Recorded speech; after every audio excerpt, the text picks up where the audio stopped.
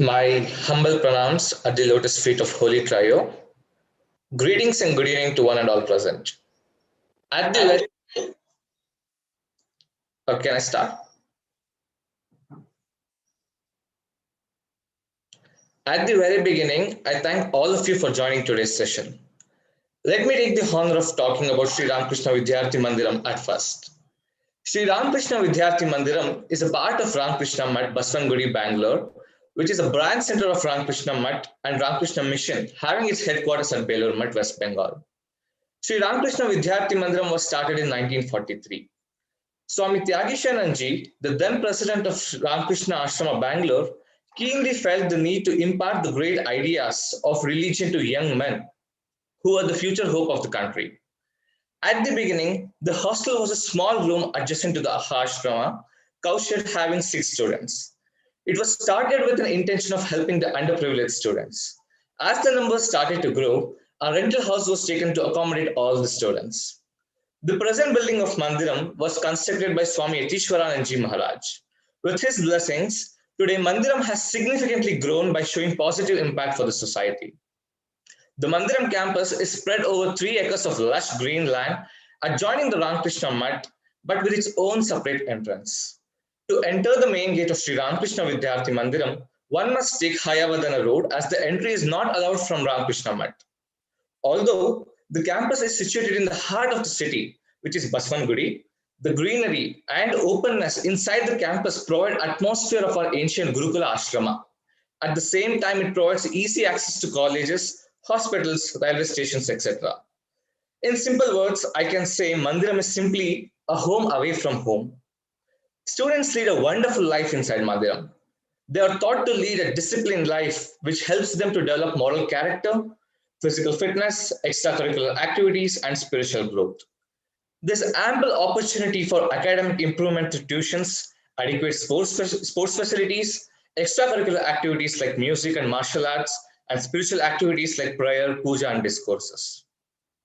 Generally, students from all across India seeking admission to pre-university and degree courses are eligible for admission here. They go to selected colleges within 15 kilometers radius of the campus. After completing 2 years, interested students can continue their stay to complete their degree if they wish to. At present, hostel is open and the interview process is going on for first year applicants, and students will be reporting to Mandiram on 26th of August. I request all of you to go through our website srvm.org to get more details about admissions. As we know, Sri Ramakrishna Vidyarthi Mandiram is organizing a series of lectures during this COVID-19 pandemic labeled as Knowledge is Power. The lectures will be delivered on every Saturdays by various speakers on different topics that makes the youth strong and fill their mind with positivity. These series of lectures have immensely benefited our students and our viewers.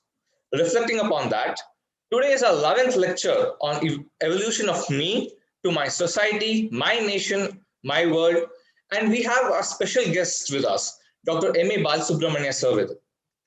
On behalf of Sri Ramakrishna Vidyarthi Mandiram and students, I extend a happy and a warm welcome. Pleasure to have you with us today, sir. I also welcome Swami Tadyuktananji Maharaj, Warden of Sri Ramakrishna Vidyarthi Mandiram, and Anilayananji Maharaj, Assistant Warden of Sri Ramakrishna Vidyarthi Mandiram, for joining today's session. To tell you all about our speaker, Sir Balasubramanya was born in the year 1967.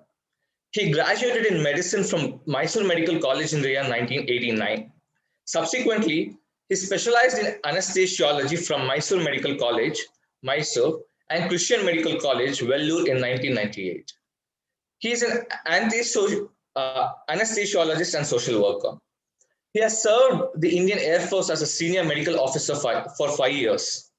At the age of 17, inspired by the teachings of Swami Vivekananda, he joined a group of medico friends who founded in 1984 the nationally acclaimed registered non-profit organization Swami Vivekananda Youth Movement. Today, with more than 30 years of experience, Swami Vivekananda Youth Movement has built its network across all the 30 districts of Karnataka with 800 plus employees. The organization now serves directly more than 3 million people through its 9 institutions and 43 programs in health, education, socio-economic empowerment, training, and research. While interacting with him this morning, Sir proudly said to me that Swami Sureshananji Maharaj was the guiding light for this program. With the help of Swamiji's blessings and guidance, organization has reached greater heights. Swami Vivekananda Youth Movement believes that building human and social capital will result in economic consequences, and all the organization's programs are driven by this development paradigm. The organization's innovativeness in initiation and execution of the programs have been organized and appreciated by both government and non-government agencies. There's an initiative led by this Swami Vivekananda Youth Movement, which was established in the year 2002, known as We Lead. We Lead has the vision of developing human and social capital to build a resurgent India by constantly enhancing the potential of individuals and institutions for the development sector.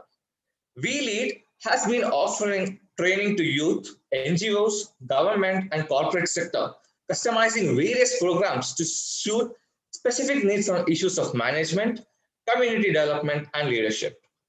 With a team comprising people drawn from various walks of life and having commitment to serve the society. In April 2018, Sir successfully transitioned the operational leadership to a second generation team of 5.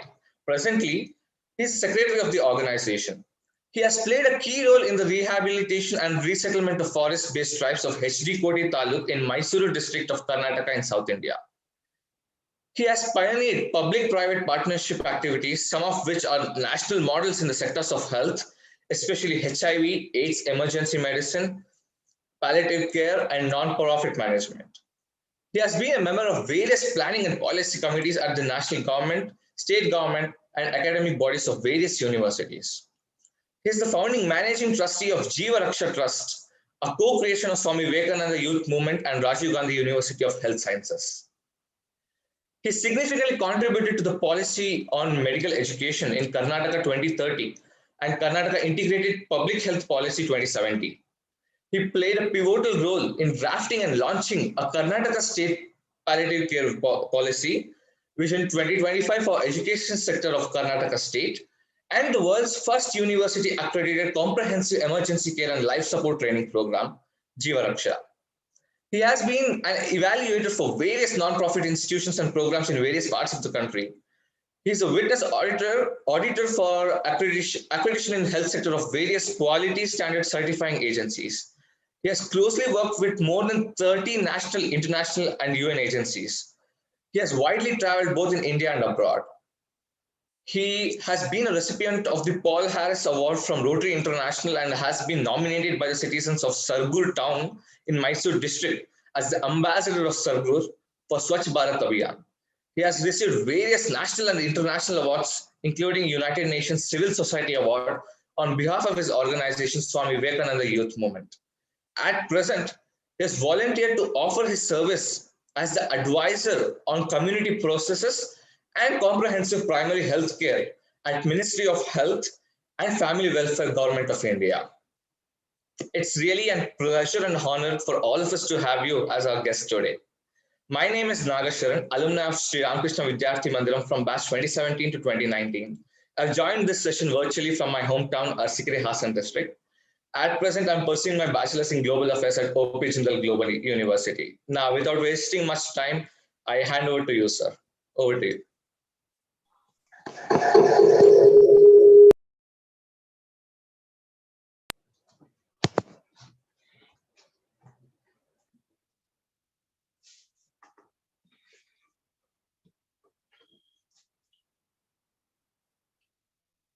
Namaskar to everybody.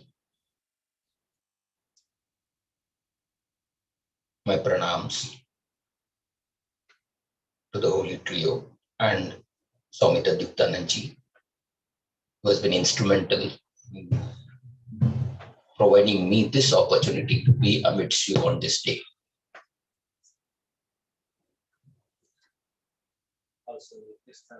Okay. So, my humble pranams to Swami Nityastananji, who right from his days in Mysore have been guiding me, and he has also been my Shiksha Guru on various scripts all along. and I continue to be engaged in his talks on every Saturday in this one presently on a virtual platform. So my pranams to Swami Nityastananji too. Well, it gives me a great privilege to be with you. In fact, being with you people makes me young. So that's the energy that I derive, and I thank Swamiji for providing me this opportunity. Because once you get into a habitat of Delhi, you become more a fight pusher many times, rather than getting engaged in actually being with people, which I enjoyed the most all along my life. I just want to start off with this topic because this is something that I thought it's a journey for all of us. Each of us are born as an individual. In Swamiji's terms, Swami Vivekananda's terms, individuality. So that means everybody it's touched to make our existence. So become completely individual to that level. But can we remain there? Or is that the evolution that we all hope to achieve? Success is defined by the world at large. But contentment is defined by us, by we ourselves. So there is a very significant difference between the two. Somebody might say, I'm an anesthetist. Few of my Indian Society of Anesthesiologists will tell me, saying that, what did you do? You studied in Christian Medical College, Vellore, the premier institution of the country. And what are you doing? Going and staying in a tribal area? You're an utter failure. Isn't it? It's true. Because I studied anesthesia, but I'm not in the cutting edge of anesthesia. I might be doing anesthesia work to a certain extent for the emergency care and this one at the rural hospital that we have. But I'm a failure as far as an anesthetist is concerned, because I should have been publishing papers on anesthesia, talking about the newest volatile anesthetists that we get, talking about the different interventions that we could do to anesthetize patients, and probably get engaged in the tertiary care of probably a brain surgery, a cardiothoracic surgery, or a cancer surgery, etc. But here I'm amongst the tribals. So how can I be a success? So definitely there is a large segment of the society within the clinical side of anesthesia who would actually deem me as a failure. Do you agree with me? So success or failure is not a measure of ours. It is a measure from the others. Okay. So they define. Whereas Swamiji asked me to come and speak in with you. Maybe he thinks that I may be able to provide some experiential, I would say, wisdom that I have gleaned in the last 54 years. For him, he might be saying that I have done something more. And that's what Sharon was trying to actually impress upon all of us, saying that we have done many things. But I would say that also is not fulfilling, because this is one dimension. Some people say you're a success. Some people say you're a failure for the same person, for the same. But contentment is not like that. Contentment comes from where? From within. And that nobody can take away. Nobody can influence. It is you who decide what contentment is all about. I would like to narrate two experiences of mine in very recent past, which actually put me onto this thought process of what exactly is this. And when I'm talking to the students group who call themselves student because they go to a college, and we call ourselves professionals because we stopped going to a college. Correct? Only Guru Maharaj, who actually never went to a school, says that as long as I live, I continue to learn. Only he says that. All of us say our education is over, and you say you're still a student. Okay, and you want to get out of the studenthood. And we say we have already escaped out of the student state. No. So, it was a two contrasting experience that I had.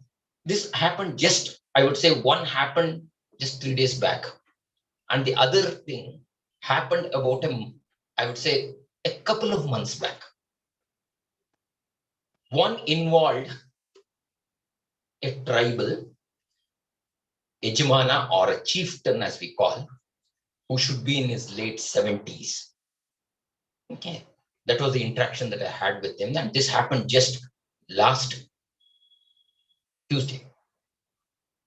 And the other one was in relationship to bureaucrats whom I have been having the opportunity to work with today.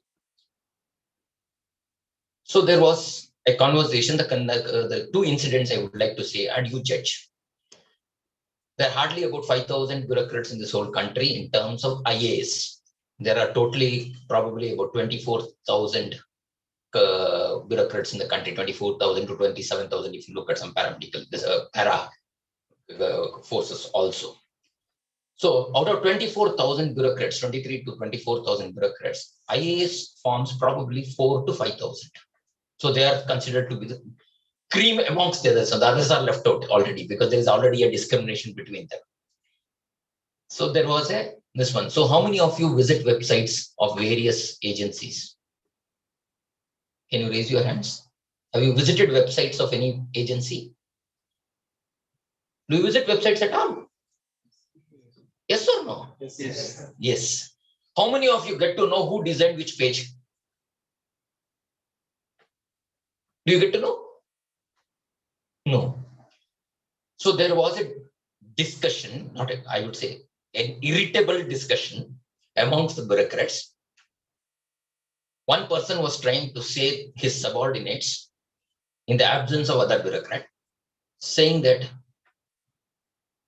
I have given money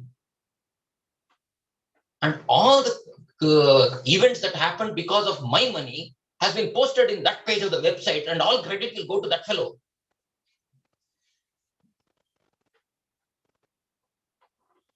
In a Ministry of Health and Family Welfare website, how many of you know which page is handled by which bureaucrat?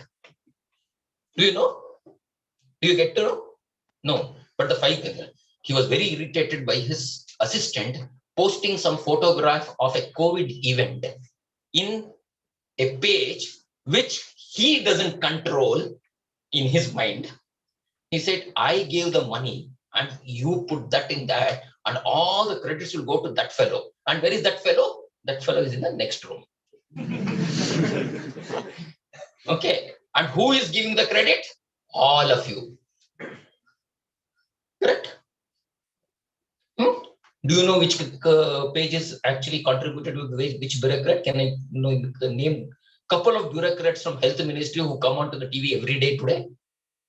Do you remember any of them? You see the TV, no? There is a COVID news every day. Yes, no? There is a briefing from the Ministry of Health and Family Welfare daily for the last 1.5 years. But how many of you remember the bureaucrat's name? None. Correct? And nobody knows within the big website of the Ministry of Health and Family Welfare which page is actually contributed by which person in terms of its approach, design, whatever you want to call it. But who gave the money? He. Where did that money come from? Government money. Where does government money come from? People, common people. Common people. But he thinks that he gave the money and all the events are posted in the other page. This is one thing. 4 days back, I was talking about, that's what, last Tuesday, I was in the tribal area, the place that probably you had a glimpse when Swamiji was speaking about. And on the way back, the Yajamana stopped me saying that you've gone off to Delhi, I have not met you for long, please. So I stopped. Then I immediately realized that his wife was also there. I called her, then we spoke for a couple of minutes. Then he started, I said, why are you so anxious in this one? He's about 70 plus. And I asked him, what do you want? He says, see, you don't know, about 265 of my family members. I said, who is the family member? I thought, your grandchildren? No. Bittu Kurubas. So all are his family members. He says, what happened? They have no place to cultivate. They have no place to build a house. So what should I do? He said, no, we want your support. We know that you will not support us for anything which is illegal or unethical. But here is a legitimate need. And I have identified going to the Tahsildar's office, taken all the documents to prove that there are government land in such and such a location. And government should provide us, anyway, they have already evicted us out of the forest. They should provide them. I said, what do you get? He said, why should I get? I said, why do you want to tie? This is not going to be one day's journey. You know, the previous rehabilitation that Sharon was talking about, we fought the battle at the National Human Rights Commission for 8 years. And 8 years is not a short period of time in anybody's. So, and 8 years did not go at one stretch. There was a lot of ups and downs, some hopes, some frustrations, some disgust. Everything happened. And never were we sure that we were going to get the verdict in our favor. Even then, that Ijmana was there. And at the end of 8 years, he didn't take 1 inch of land. Not even for his children. He says, I was fortunate. My land was not occupied. And others' land were all declared as national park, and this land was not. So he has got about 4 acres of land. And he says that is enough for me. Whereas he toiled for 8 years. And now, after all those battles, when 565 families were rehabilitated in 200 hectares of land, where he did not take 1 inch, and that verdict came in 2003, 18 years later, he has the will to stop me again and said that let's now fight for the next 265 people who are still without land, and we have got opportunity, and he has no interest for himself. And this fellow is a tribal who can write his name, but not read a letter. So who is more educated now? So now let us understand what is me in the two contexts. On one side, we have a tribal who is actually so-called illiterate, but our government will declare it as literate because functional literacy means he can write his name, he can read his name, then he is functionally literate.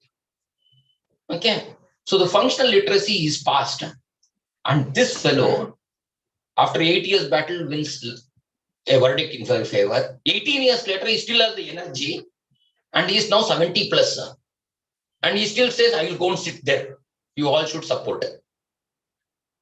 You see the energy. You see what he thinks as his domain.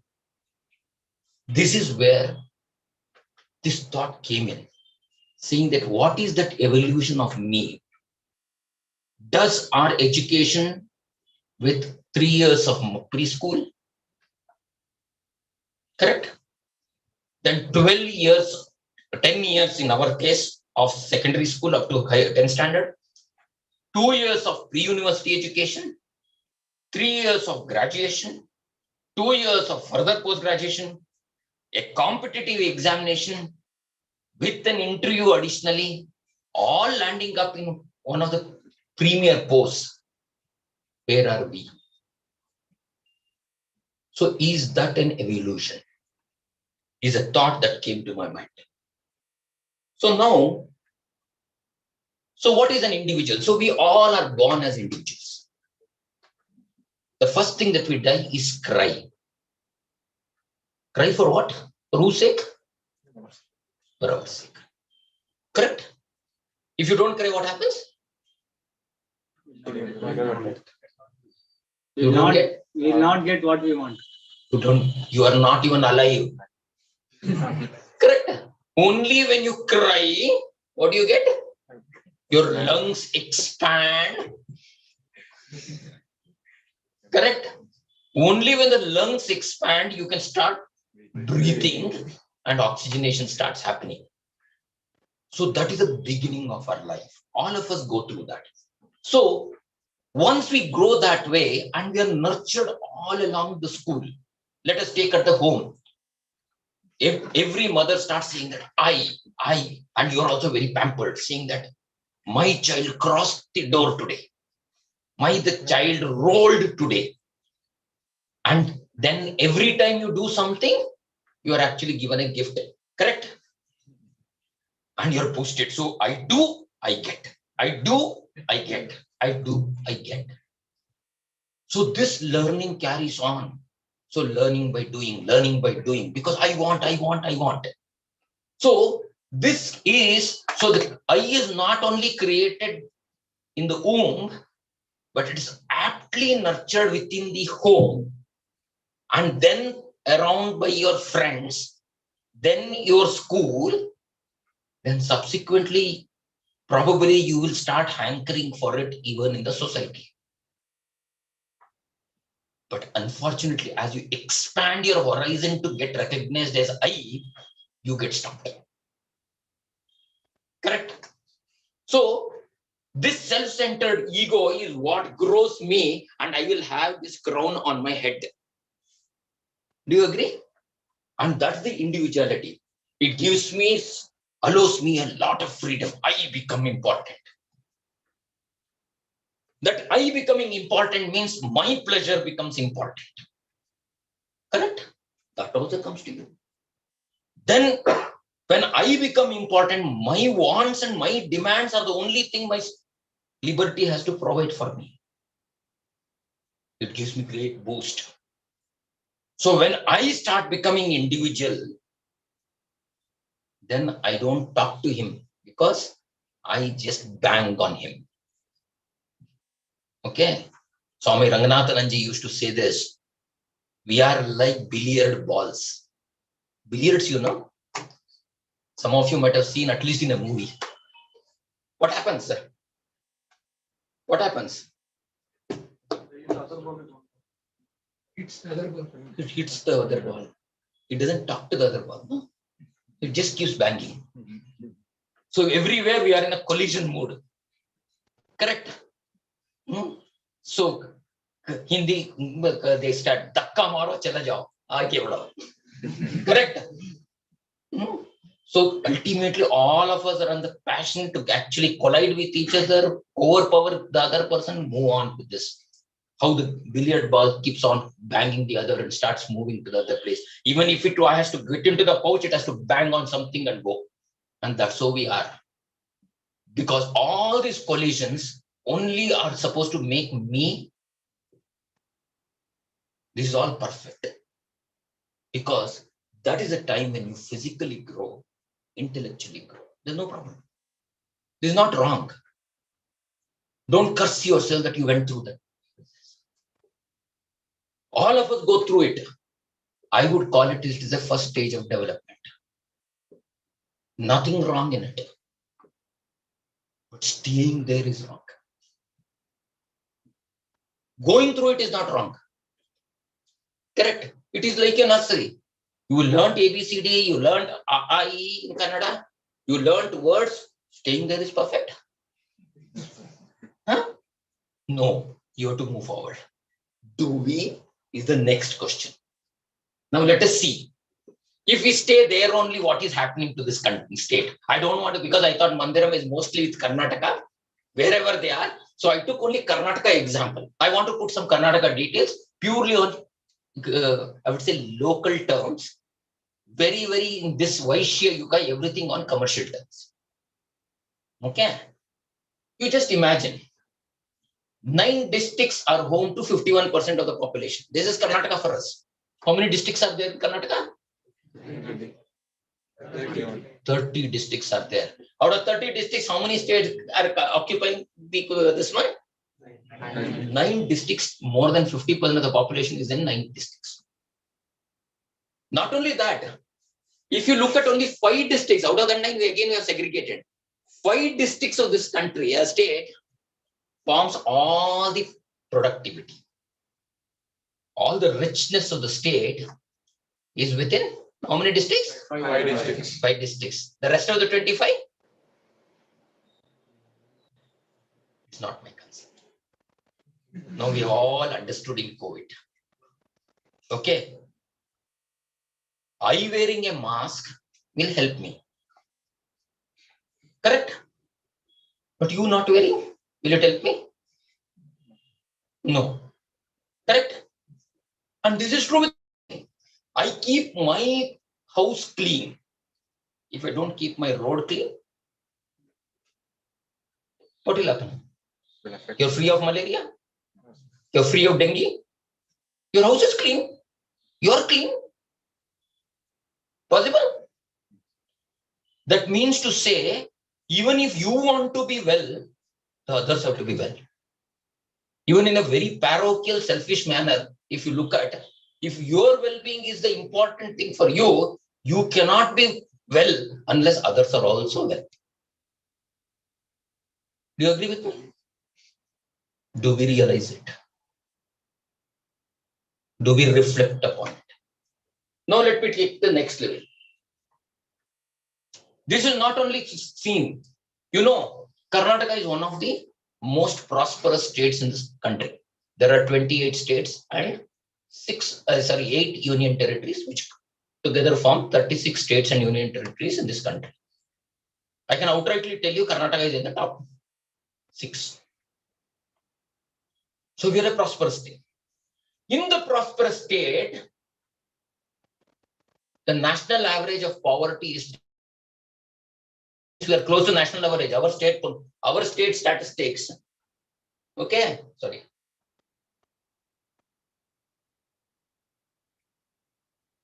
If I look at this, sorry.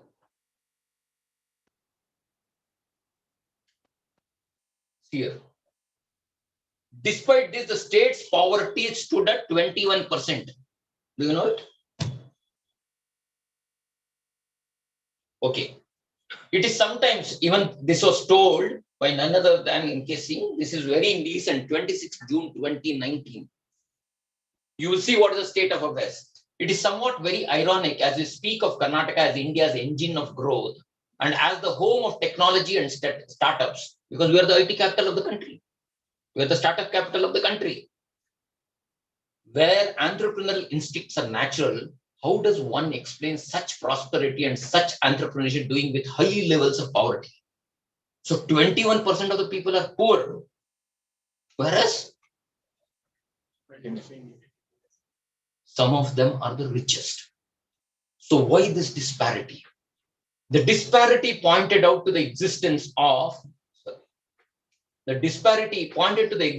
two Karnatakas. One is a prosperous Karnataka that represents the burst of entrepreneurial energy, attracting migrants from all over India. You get from Bihar, Rajasthan, okay, Jharkhand, Orissa, all these people are here as migrant laborers. The other is far less prosperous, which demonstrates how intrastate disparity can mask the overall performance. So overall, you think that we're all grown. Karnataka is a better state. But when you go deeper, you'll start seeing, I don't know how many of you are from North Karnataka. I thought it was important for all of you to know. This is all economics, this one. If you start looking at the taluka level, we're talking about taluka level. Even at the taluka level, if you look at the top 5, means human development index, means where people have done well. The top 5 districts, in the top 5 districts, anything from North Karnataka? No. Is there anything? No. In the bottom 5 districts, anything from South Karnataka? No. So now it means in Karnataka, our legs are all very good. Our hands are all paralyzed. Okay. Now what do you call that Karnataka? Handicapped. Correct? Now let me go, leave on the districts. Let me go to block level.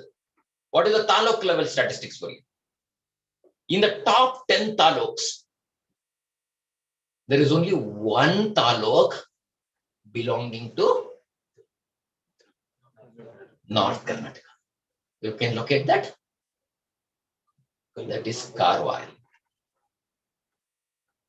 Because it is Uttara Kannada. That's why you have to call. But you may say Karwar is not North Karnataka, sir. Our North Karnataka is only Mumbai Karnataka and Hyderabad Karnataka. Why do you want to call Uttar Kannada as North Karnataka? So if you give that concession, then that also is gone. Now let me go to the next level. Bottom 10 taluks. There is only one from South Karnataka. Okay, which is that? Madhugiri. That is the only South Karnataka block which is in the bottom 10 development indexes. Because, please understand, development is not about bridges, roads, and power. They're all an effect of we, the citizens. Correct? So, the greatest development can happen only when people develop. When you are developed, everything develops. Correct? So, development of the physical world is only a reflection of the development of the human world. Do you agree? That's why I'm relating to that. That means to say, there is a gross disparity in everything that we are talking about. It's automatically going, I don't know. So there is a large disparity that you're looking at. One side we are talking about urban, on the other side we are rural. And you know the situation in COVID, where everybody had to have an internet connection, everybody had to study staying at home, and everybody had to have a mobile phone to have the classes. Correct? How did you all manage? In fact, yesterday I received a message from my CEO in HT Koti Taluk. He said that we have crossed in 37 years the highest admission in tribal school. We have finished 488 and we are still counting because there are another 25 waiting on the wait list. I told him, probably the best thing COVID did was it tired the parents to that level. They said, please take our children. Correct? That's what might have happened. That's why every child wants to come to school now. Regional disparity, I spoke about north and south. Social disparity. Even today, we have a challenge with respect to our own colleagues who can be coming from a marginalized community. It could be a backward caste, it could be a scheduled caste, it could be a scheduled tribe. There is still a development to be. This is, then why all these things? Digital too, because of the conditions that I spoke now. Now let me go into the next level. So what exactly is this difference? What exactly is the poverty? This poverty is basically deprivation of basic capabilities. It is deprivation of basic capabilities. So rather than merely income, it is not income alone. This is what Amartya Sen, the great Nobel laureate economist of this country, spoke about. Enhancement of substantive freedom, which provide people with the capabilities to choose a life they have reason to value, should be the main objective and the primary means of development. This is simply because we are still colliding with each other. Correct? Because we have always maintained our individuality. The more we talk about our individual status, me and mine, we stay there. You think you're developed, but that development is also being limited because the surroundings are not equally developing.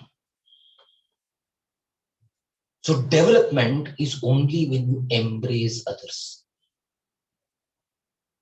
In fact, this is not just an Indian slogan. This is a worldwide slogan. If you go to a Japanese culture, you go to a Toyota showroom, they will tell you. The mechanic are all taught. All the entire training of the engineering system there, they're told, how does Toyota grow? Kick yourself up. This is their language. What you have to do? Kick yourself. You have to kick yourself. Remember that. We are very used to kicking others. Correct? So they say kick yourself up. If you want to kick yourself up, you have to get somebody into your place also. Because there cannot be vacuum at any place. Correct? As long as you don't kick yourself up, others will not get a chance. And as long as you don't build others to come to your place, you can't be kicking yourself to the higher level. So this issue of development and poverty and our own individuality, if you start looking at holistically, you will start realizing the fact that what we are doing today is not in our own well-being.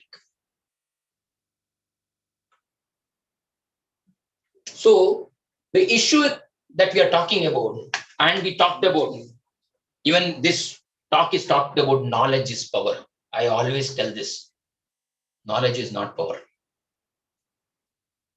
Wisdom is power. Because assimilation of knowledge has no meaning.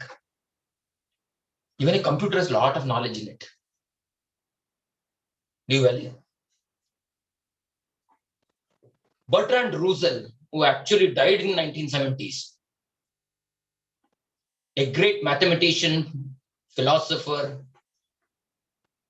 he spoke, unless men increase in wisdom as much as in knowledge, increased knowledge will increase the sorrow. So the more amount of knowledge you gather, because knowledge is a very, very simple. In fact, if I look at this, anything that you're listening today is information. Correct? When the information gets organized in your mind and you're able to parrot it out, then what happens? It becomes knowledge. What is the use of the knowledge? It is like a Facebook network. You click so many likes and so many friends, lakhs and lakhs of people. What do they use? They don't even wish you on your birthday, all of them. Correct? And you don't even get to know that they wished you. Nor do you share a joy of at least one Mysore Pak also is not shared with them. Correct? And they are not useful for you even in your COVID season. They have not saved you from COVID. Correct? They only made you depressed in COVID by giving you a lot of information. So that information. So when does knowledge become wisdom? That's the next question. Knowledge becomes wisdom only when you apply that knowledge.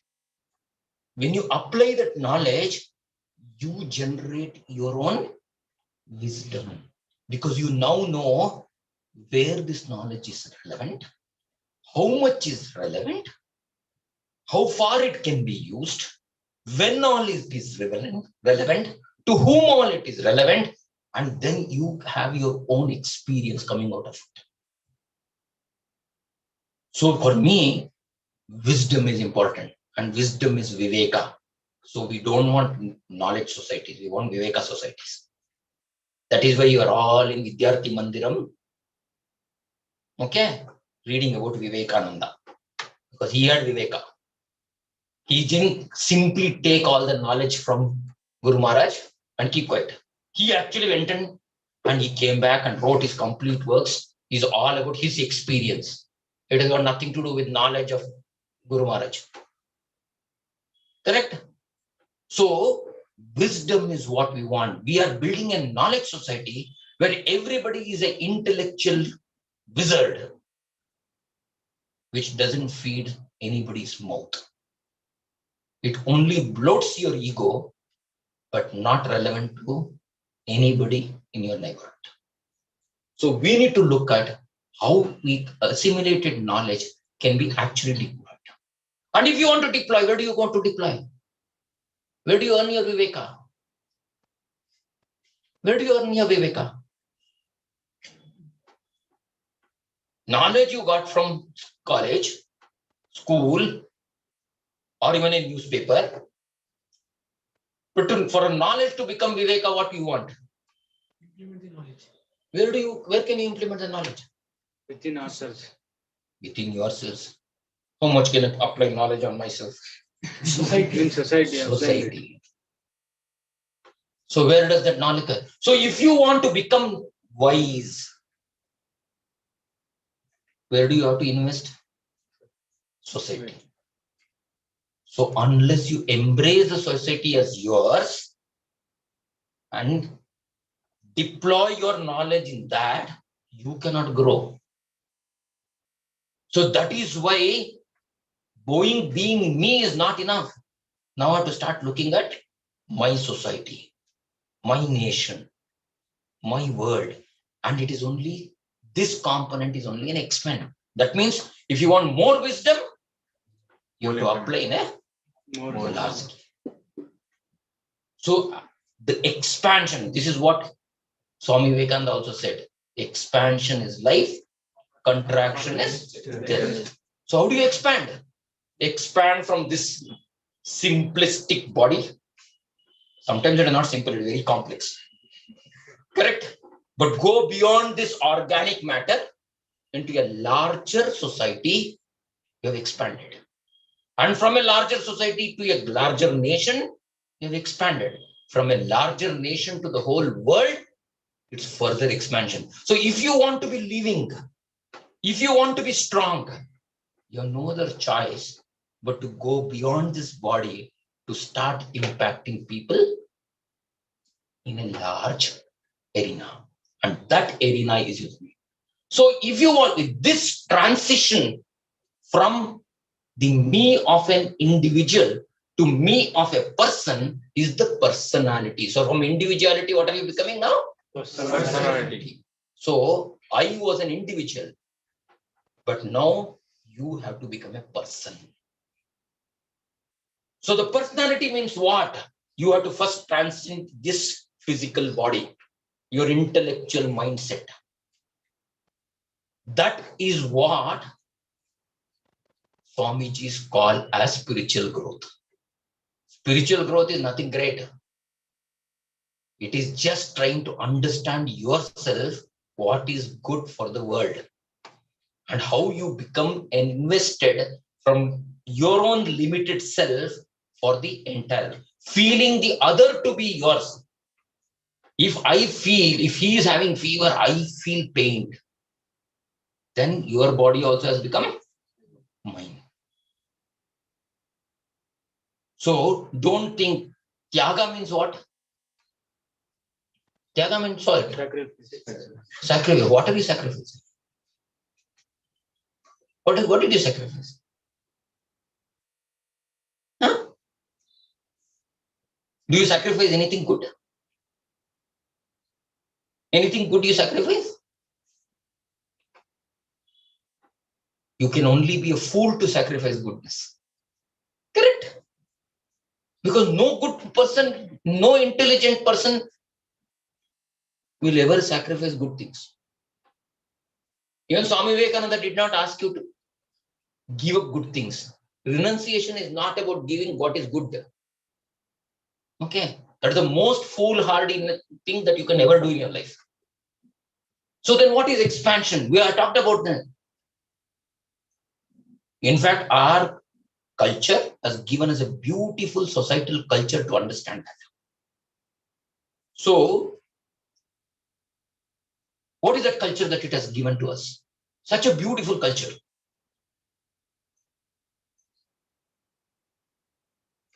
When I am individual like this, you are called a brahmachari. Because you are only an individual. So whom do you love? Myself. Fantastic. So as an individual, as a brahmachari, you are always responsible for yourself. So that is the individual state. Now when you move into the Grihastha next level, that's why Swami Guru Maharaj also says, and Swami Ranganathananda has given a talk also, saying that a householder is not less spiritually. Why? He starts expanding. So from the brahmacharya, you become a grihastha, you are expanding yourself. Why expanding? Now you cannot see only I. Now I have to think about your spouse, your children, your in-laws, your parents. You become a love. So now there is not a one. But if you stay there, then again you are lost. So you gave up. What is renunciation here? I gave up my small self and embraced a large family. Correct? But let us understand. At the level of Grihastha, everybody is blood related. Correct? But the next ashrama is what? Vanaprastha, what do we do? By that time, you got a lot of wisdom because you lived your life. That means you have viveka. So what do you do with that viveka? You start being in that. So learning till now was to do. But at the Vanaprastha, you start learning to be. Because he has understood the world. He has to manifest that in himself or herself. There, his family expands. What is the expansion of the family? Now, like this mandiram. How many of you related to Swamiji here? No, not related. But why does he treat you as your children?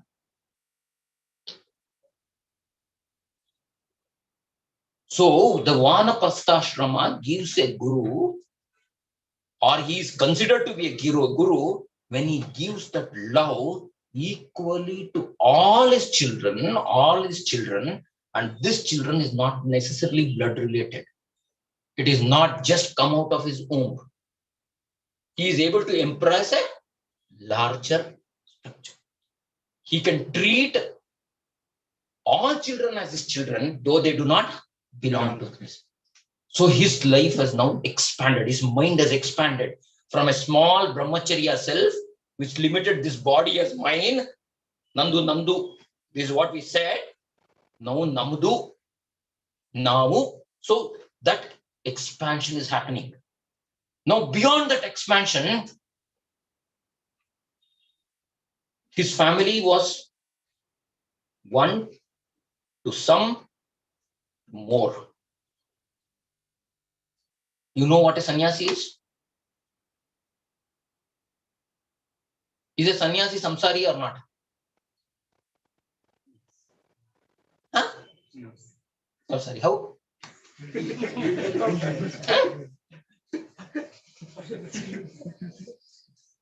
Is a sannyasi samsari or not? You get confused now. No. Because in all our minds, samsara means only wife and children. Because your love is all limited to your family. But a guru expands it beyond. His family is now larger than beyond blood relationship. And a sannyasa is a time when he takes the whole world as his samsara. He treats everybody under the sun as his next of kin. That's why you might have heard stories. When something happened in Indonesian islands, who felt the pain? Swamiji in Calcutta. Swami Vivekananda in Calcutta felt the pain of some earthquake and somebody wailing. Sumatra Islands. That means your ability to expand your love, concern, when it starts becoming bigger and bigger and bigger, you also start growing better and better and better. And that is where your joy increases. So So that is the expansion of the personality, and this expansion is called spirituality, where you can see more than yourself as others as yours.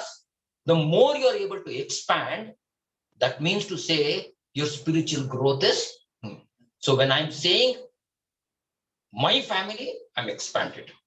So don't feel bad about saying my family, but don't limit yourself. Then you say my society, my nation, my world, because everybody in this world is mine. And I need to do the best because I'm now concerned about them. Their well-being is also my concern. The more I expand in that way, I become a more wholesome individual. And that is evolution. Evolution is this expansion of love from a limited body self to a large universe. Correct? And that's why when you pray God is supposed to have taken care of everybody, even a sparrow, even a dog. Everything is a manifestation of, because that God is responsible for everybody because he showers love on everybody. So this is where your person, so you become societally responsible. You will understand others' human situations. You'll be able to respond to the freedom of others. Now I don't think about only my freedom. I want. Now you're suddenly saying that. It's like in your hostel. When you are having snacks or lunch or coffee or tea, you normally feel when you go back to your room, did you take your lunch? No, you're unwell. I'll go and get a break. Why? Because you feel for him. He has not had it. How can I have it without he having it? Or I have already have it. At least let me have the consent to ensure that he also has it. Because you want everybody to be taken care of. He's not related to you by blood relationship. He is not your physical body because he's not part of your body. It's not like your eye on a line. But still you feel for it. This evolution is what we talk. And when we are able to expand this in way, the society becomes purer. The society becomes developed. That is when we all are able to work together. And that's the reason the society develops. So we all struggle about teamwork. Why teamwork doesn't happen? Because you don't feel for the other. You don't feel them as part of you.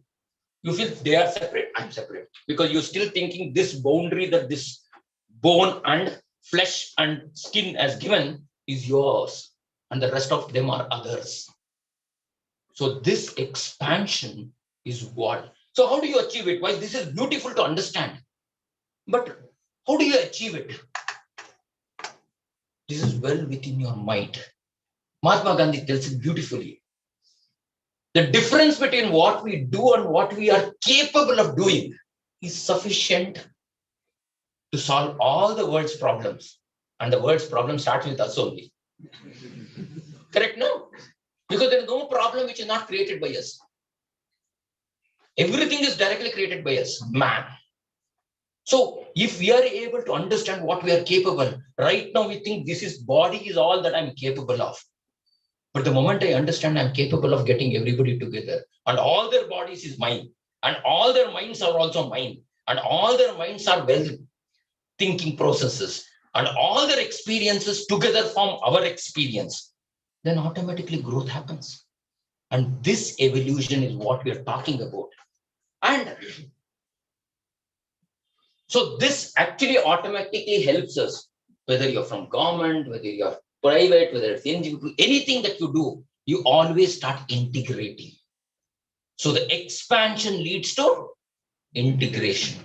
Expansion of your love gets onto this one. Because why am I stressing on that? Because love is a very powerful mechanism. I'll give you one example coming from the forest tree. Suppose you think that you're going there. Suddenly, one tiger comes. What will happen? What will happen to you? You become nervous. So fear overpowers you. Correct? But suddenly, your younger sister suddenly comes in between them because she's too young. She doesn't know that there is a tiger and she saw you as a elder brother and suddenly she came running in front of you. What will happen to you? Again. One. You get some power. You get power. Why? Because to save my sister. Why did you save your sister? Because it's my Because I love her. Because you love her. So the power of love made you overcome that fear. The same tiger, with seeing the tiger, you are afraid. The same tiger is still in front of you. You are suddenly become so powerful that you can jump and pick up your sister and run also. Correct? This expansion can happen only because there is love. So you know who is more Dodana? Fear or power? Love. So the love gives you that power. So this expansion of this one, that's why sannyasins are respected everywhere. Because they love everybody, they're very powerful.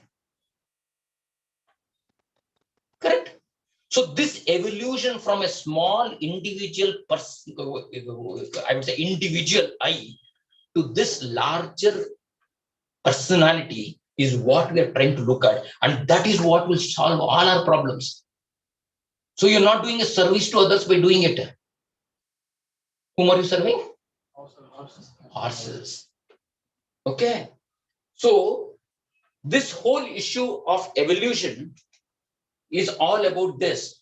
So that is why we get into a lot of the. So how do I develop this action? I think for us as youth at this level, the easiest thing to do is being aware now, but start acting. Because action only gives you wisdom. So at least at this level, I can tell you more than a ton of knowledge, 1 ounce of practice would take you closer to God. Correct? And that there is immense value when you start working for others. Because each time you work for others, you are embracing more people, and that is there in the society.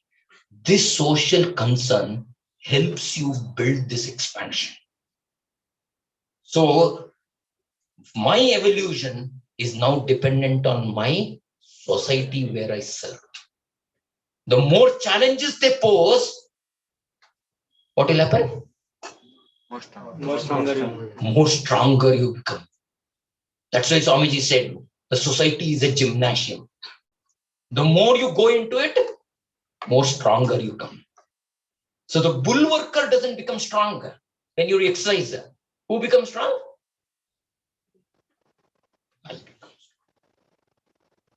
The current president of the Ramakrishna order. Who is that? Who is that? So in one of his lectures, I had listened. He said, I give you only 4 principles for growth and evolution. What is that 4 principles? The first principle is society is like a what? Dog's tail. Society is like a Dog's tail. The second principle is you have to straighten it. Correct? The third principle is it will be straightened as long as you're holding. Once you leave, it again goes back. The fourth principle is even then you have to do. Why? You have to still straighten it. Why? Because it will not stay by itself. Yes. Why it is not staying by itself? It is Natural. natural habit. It's nature. Why does nature behave like that? Practices. Nature is more wiser. Because after I was born, before I lost my youth, you were all born. Before you lose your youth, someone already has born. And everybody has to expand. So if the societies become straight, what will that person do for his growth? You all go to heaven and these people will all. So society is very beautiful. Nature has taken care of it. Every generation, it helps them to grow. So we have come to this world only to grow ourselves. And this growth can happen only when we grow beyond this one. And this sort of service to the community is the best way to learn ourselves, gain wisdom, and evolve ourselves. And that is what I would like to say. So doing service is not a choice. What is it? What is it? It is not even a responsibility. Opportunity. It's only opportunity. It is a necessary evil for you. If you don't do it, you will not grow. So don't think I'm doing service. I'm great. You're only doing for your own sake. And if you had not done it, you would have been another foolish fellow, drowning yourself in Bay of Bengal. Correct? You're little wise because you have started doing service. So service is not a choice. Service is a opportunity and a necessary evil to move forward. I can give you hundreds of examples where people actually give us lot of understanding, lot of experience, lot of wisdom that we start improving ourselves. So this dog's tail is definitely required at all levels. So So overall, if you want to grow yourself, you have to grow physically, you have to grow intellectually, you have to grow emotionally to embrace everybody. And then what is spirituality? What is spirituality? Huh? Going and performing only puja. Wearing 3 threads. What? Expansion of love to others. Your ability to embrace more people in your love is spirituality. The more you are able to expand. So there is no non-spiritual individual here. Do you agree with me? Correct? You might have expanded your love to your brother, your sister, your friend. So the more you start expanding, you become More spiritual. bigger and bigger and bigger, or evolving better and better and better. And that is what we call it as spiritual growth. Nothing great about it. It is a necessary option because that's the only way we can be all contented. So let us see how many more people we can embrace. Then the world will be the most peaceful, contented place for all of us to live. Okay. So, if you want to get onto this one, you need to build these things. If you want to get into the first thing you have to build is what? Second, third, so relationship does not mean only husband and wife. So don't get limited to that. Everything is a relationship. Okay. So unless you get into these things, you will not be growing. And if you do all these things, don't think that you're going to be poor. You'll be the richest person. Because you're wise. You know what happens where. Your friends and your relationship is with everybody. Everybody wants to support you. So who becomes richer? You'll be richer economically also. You'll be richer spiritually also. So that's why actually this statement. So what we ultimately have is we will have an economic growth at the same time spiritual growth. So you have lot of contentment and lot of richness. So richness inside and richness outside. If you want both, this is the only way. This is the only road. There is no other road. No shortcuts. Okay. And no confusions also, because this is the only road. This is the national highway. This is the Asian highway. This is the world highway. Okay. You have to get onto this. Correct? Thank you. That's all. So ultimately, this is what Swami Vivekananda ultimately said. This is the road he told. Teach yourself, teach everyone your real nature. Call upon the sleeping soul and see how it awakes. Power will come, glory will come, goodness will come, purity will come, and everything that is excellent will come when the sleeping soul is raised to self-consciousness. And this is what expansion is all about. And this expansion is a beauty. And that is why our society created that clear ashramas. So you have to move on. So there are some people like our Ramakrishna order, current order, this one, because the direct disciples went through, some of them went through the process. Currently, they are all now on a helicopter ride. From Brahmacharya, they jump onto the what? Sannyasa. So, but you and I can take the train journey. Correct now? Huh? They've all taken a helicopter ride. Everybody doesn't get the, I would say, privilege of an helicopter.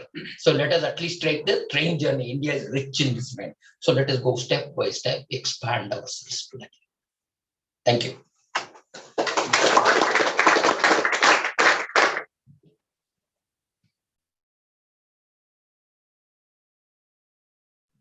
Oh, thank you, sir. Now I think we can have a Q&A, quick Q&A session from our students.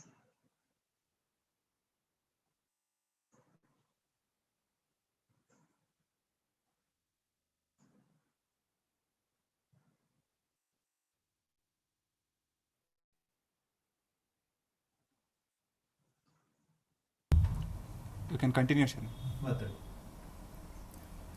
Yes, you can start.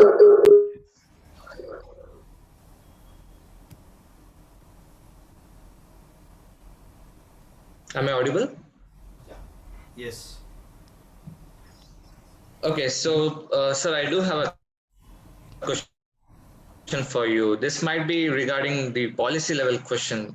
So when you talk about the disparity seen within Karnataka state, where do you think do we need to point out? Is it relating to the policy level, or is it due to the lack of resources in the state?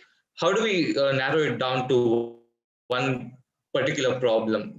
So what do you say for what do you say all the necessary steps need to be taken to reduce the disparity between the states, between the districts or the taluks? Thank you. Spoke about the evolution. There is an evolution in policy also. The first thing that we have to understand is there should be an agenda setting that has to happen. And who can set the agenda? Who should set the agenda? I think the government or the people. We, the people, have to set the agenda. In fact, I can proudly say, with this large and complex democracy, we are probably one of the few countries in the entire world who have got people-driven parliamentary acts. Right to Information Act, where did it start?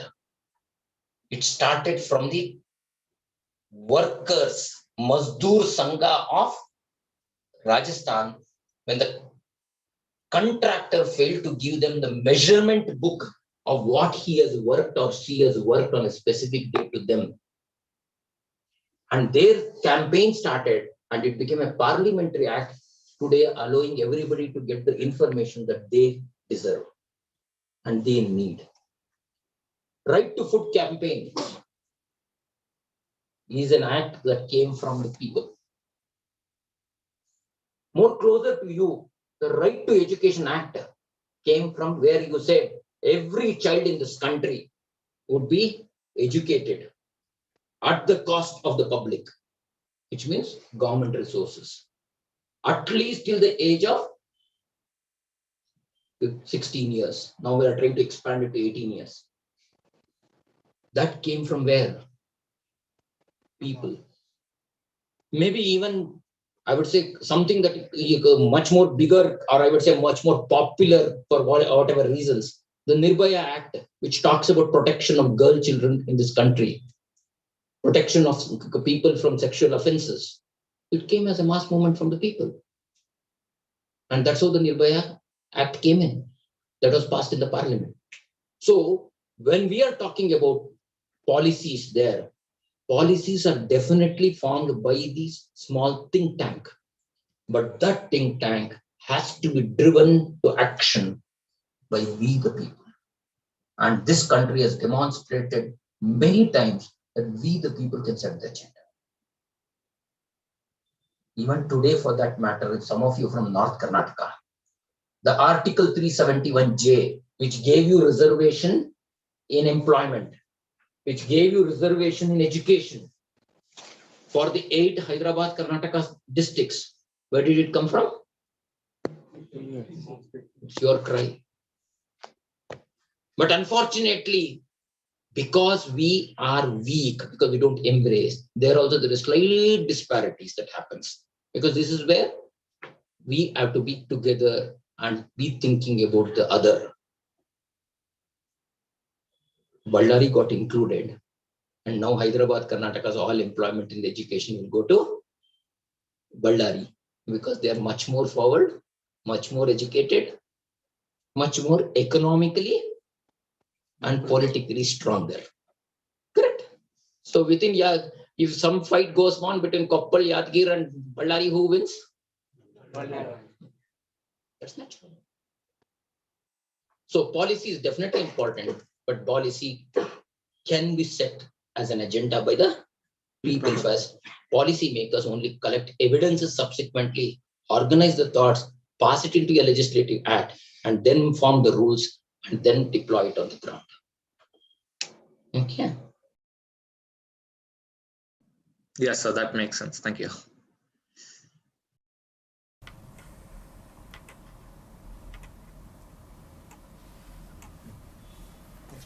Any other question?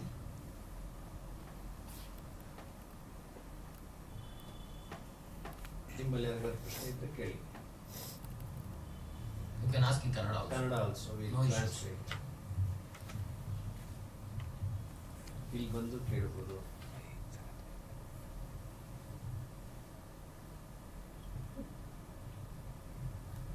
We are all perfectly educated because we know only to answer the questions. We don't know how to question the answers. Correct? Huh? You know why the question paper leaks now? Because nobody knows how to set the question.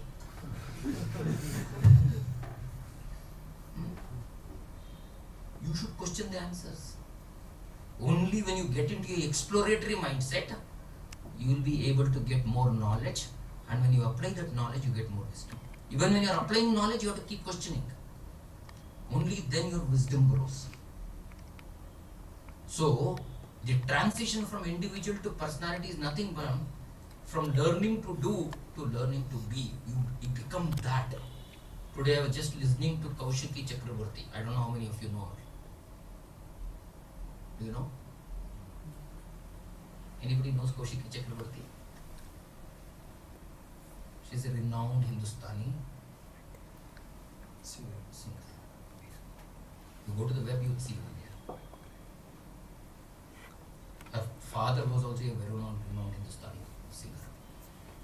She was telling she is quite renowned. At a very young age, she started giving concerts all in the world. Extremely good, and today I was just listening to some Sargam 2019 when Shankar Mahadevan was interviewing her about this one. She has a fantastic voice. Okay. Very in control. So her father used to always tell her, it seems, saying that you are singing the raga, when do you become the raga?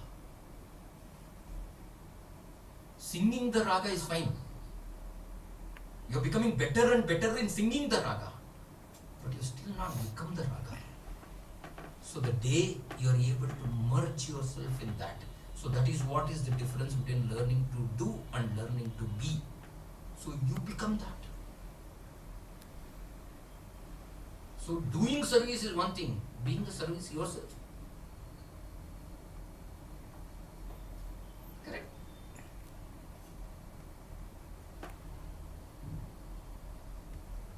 Question it.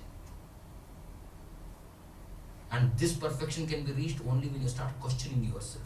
the difference whether I'm singing or being.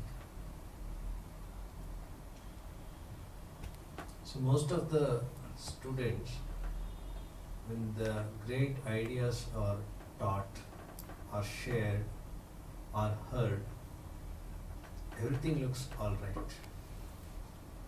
They feel that yes, I can do it. But when the real situation comes, most of our students take a back step. Please, not just give the reason, give a little explanation so that always we should take a step ahead of others because we are close to an ideal. So the question is, as I told you, if you want to grow, you have to get involved in the society. And if you want to get involved in the society, you should know that the society's dog tail is always some time.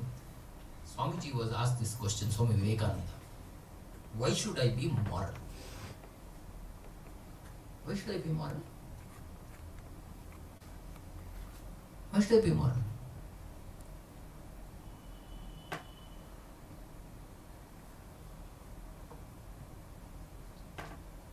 Any answer?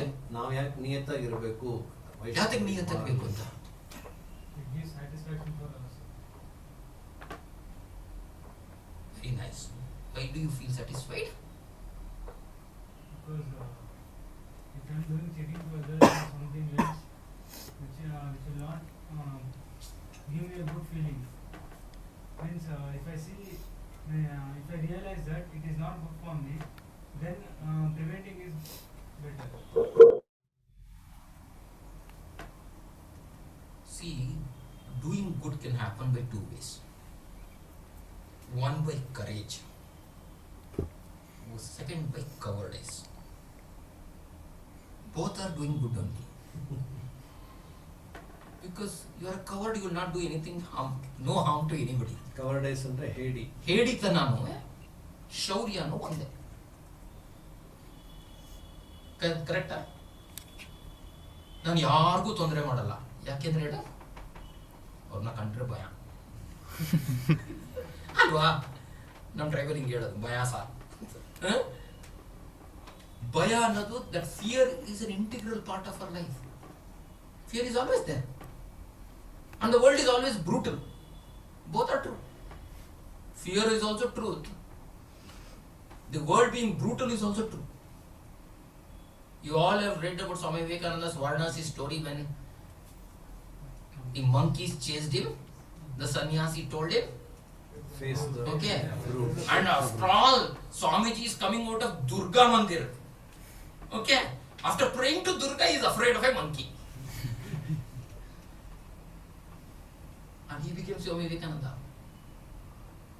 whom is iconic to this world, who came out of a Durga Mandir and could not face a monkey. It tells beautiful thing for us, that anybody can be at any level, but they all can become the great saint. Even if you look at Mahatma Gandhi, that's the other one, listen. Who was Mahatma Gandhi? You call him Mahatma. If you tell him, if you just go back to his narration of this one, what was he? He was a shy, stupid, okay, who is always behind his mother's pallu, running away from school, did not know the spelling of kettle, did not know how to argue a case in his first case and ran away from the court. Everything that he did, if you start, this fellow you call him Mahatma? Or this person you call him Swami Vivekananda, daily prostrate in front of him? All of us go through that state. But they were the people who questioned it and moved forward, whereas we stopped questioning. So Swamiji tells this important story, which I understood in this way. He says, why should I be moral? His statement is only one simple thing, to strengthen my will. So why should I be moral? So ನನ್ನ will power ಜಾಸ್ತಿ ಮಾಡ್ಕೊಳ್ಳೋಕ್ಕೆ ನಾನು ನಿಯತ್ತಾಗಿರ್ಬೇಕು. ಬೇರೆಯವ್ರು ಉಸ್ಕೊಳ್ಳಲ್ಲ ನಿಯತ್ में. When I strengthen my will, what will happen? I become courageous. Because willpower ಜಾಸ್ತಿ ಇದೆ ಅಂದ್ರೆ ಏನ್ ಬೇಕಾದ್ರೆ ಎದುರಿಸಬಹುದಲ್ಲ. When I become courageous, fear goes away. I become fearless. That's why Swamiji says, Abhihi, Abhihi, Abhihi. When I become fearless, I can face the brute of the world. Do you understand the point? So it is a very beautiful mathematical equation. I am moral, so my willpower is strong. My willpower is more, so I become courageous. I become courageous means I become fearless. When I become fearless, I can face the brute of the world. That clearly says the world is brutal only. Because I've got this moral strength, which gave me the willpower and made me courageous and fearless, I am able to face the world. So next time, don't do any unselfish activity or so-called moral activity. Moral is nothing but unselfishness. Why do you do this? So with that, you can face this world. That is why, think of a simple example. You want to go to Swamiji. Okay? When you want to ask some concession to go home today, how do you go to Swamiji? Okay? But suppose your friend in the room, he has to go home and is a real problem at home. You feel that that fellow has to be permitted. So you go to Swamiji. How do you go? How do you go? Hero. Correct? Because now you are not asking for yourself. You are asking for him. So that gives you immense power. Because anything that becomes unselfish, your power goes up. Then you go and fearlessly go and ask Swamiji. ಅಷ್ಟು ಕಷ್ಟಪಡ್ತಾ ಇದ್ದೀನಿ, ಹೋಗ್ಲೇಬೇಕು, ಅದಕ್ಕೆ ಅವನಿಗೆ ಅವ್ರ ಮನೆಯಲ್ಲಿ ತೊಂದರೆ ಆಗಿದೆ, ಇಲ್ಲಿ ನಾನು ಕರ್ಕೊಂಡೋಗಿ ಬಿಟ್ಕೊಂಡು ಬಿಡ್ಲಾ ಸ್ವಾಮಿ. Correct? So a simple act of unselfishness gives us so much of strength. Correct? So if you are fearful, that means you are selfish. If I want to put you in this one. So the day you become unselfish, you will have all the power of it. You can face the Trumps of the world, the Modis of the world, nobody, because everybody is the same. He's a human being. Correct? Because you see yourself in them. That's expansion. Possible? Thank you.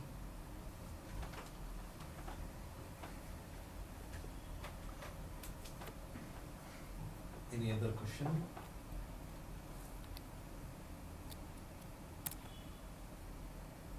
ಕನ್ನಡದಲ್ಲಿ ಕೇಳಿ, ಕನ್ನಡದಲ್ಲಿ ಕೇಳ್ಬೋದು. ನಾವು translate ಮಾಡ್ತೀವಿ.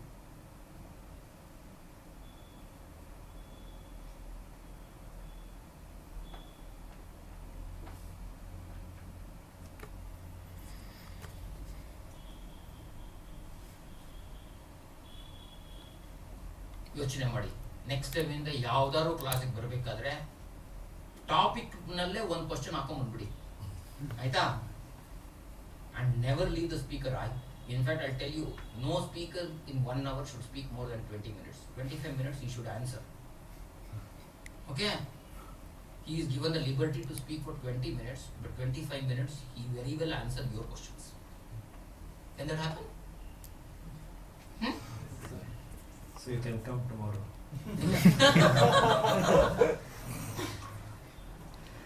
Because all of them have nodded their heads. At least now. So this is knowledge now, Swamiji. Now they are going to be wise by asking questions now, because they will have application of that knowledge. So thank you all. Action.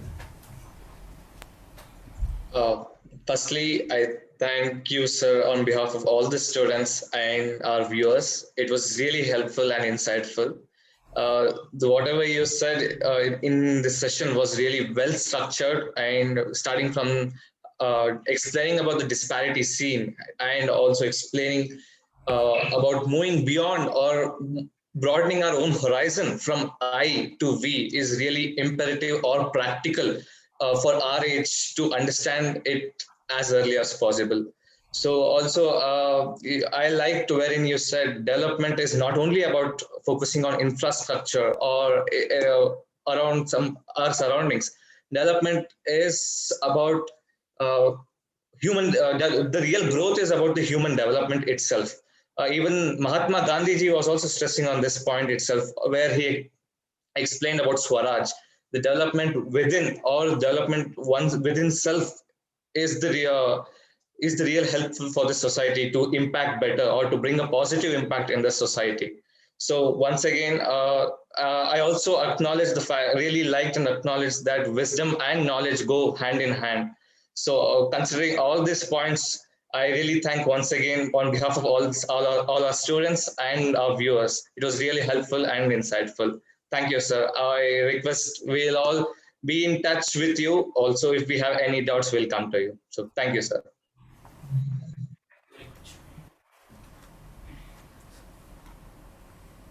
With the prayer, we shall conclude. ॐ प्रियतां पुण्डरीकाक्षः सर्वयज्ञेश्वरो हरिः तस्मिन् सृष्टे जगद्दुष्टं प्रणीते प्रणीतं जगत् हरि ओं तत्सत् श्रीरामकृष्णार्पणमस्तु.